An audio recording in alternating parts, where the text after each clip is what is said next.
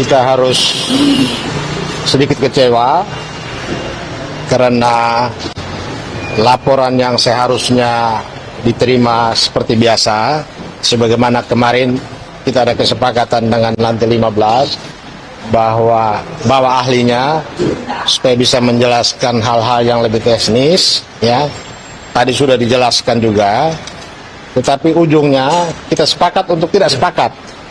Terdapat perbedaan pendapat yang tajam antara kita dengan pihak Bareskrim Polri, karena menurut mereka apa yang mau disampaikan itu masuk menjadi wewenang Gakumdu atau Bawaslu.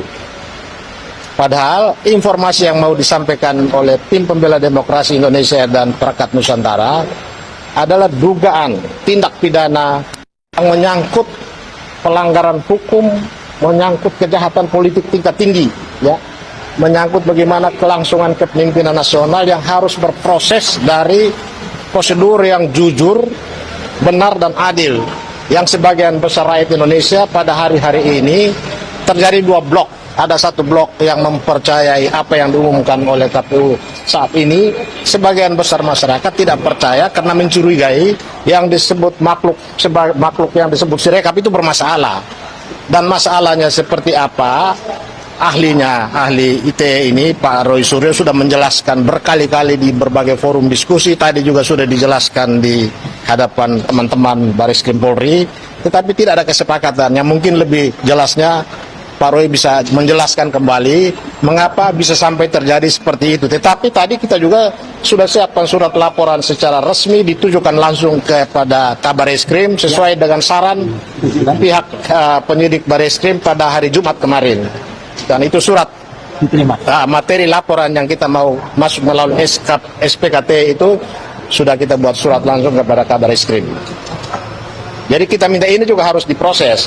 Kalau persoalan ini dibawa ke Gakumdu, ya, sebagai pelanggaran pemilu yang hal-hal yang teknis dan kecil, itu kami tidak rela. Karena ini persoalan besar. Ini kejahatan, ini kalau yang diduga-duga ini terbukti, ini kejahatan besar yang luar biasa. Menyangkut pemilu sendiri, lembaga KPU, dan bagaimana kita melahirkan kepemimpinan nasional dengan pemilu yang jujur dan adil.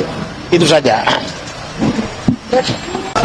Ya, jadi sepanjang yang saya tahu tadi, ya, karena saya mendampingi terus dari dalam, jadi Pak Petrus dan kawan-kawan tadi sudah menyampaikan dan kita diskusi cukup panjang. Tapi diskusinya bagus kalau menurut saya. Jadi saran dari Bareskrim adalah karena ini masih dalam ranah pemilu, ya. Di Gakumdu itu ada juga kepolisian, ada juga kejaksaan, ya, diminta untuk ke sana. Tapi kita juga tadi menyampaikan, kita juga akan mengirimkan surat kepada Kabareskrim dan surat itu juga sudah diterima.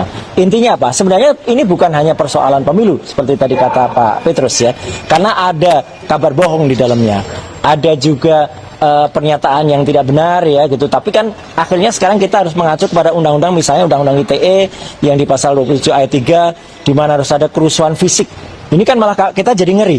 Andai kata, ya, ini saya ini sebagai warga masyarakat awam, andai kata laporan dari Pak Petrus dan kawan-kawan dari TPD ini diterima, mungkin masyarakat bisa tenang, ya, karena laporannya sudah diterima. Tapi kalau ini laporan mereka mendengar bahwa laporannya masih ditangguhkan seperti ini, ya, itu kan nanti apa harus nunggu kerusuhan fisik? Kita kan, saya sendiri kan tidak berharap terjadinya apa yang seperti tahun 98 itu terjadi lagi, gitu loh. Dan memang undang-undang sayangnya mengatakan demikian, harus ada kerusuhan fisik, gitu. Apa kita harus menunggu itu? Dan yang kedua adalah ada juga bukan hanya soal, tapi misalnya soal pelanggaran undang-undang perlindungan data pribadi, soal server yang ada di luar negeri dan kemudian ada di dalam negeri, kemudian juga ada hal yang kita laporkan tentang Sirekap dan tentang orang-orang KPU sendiri.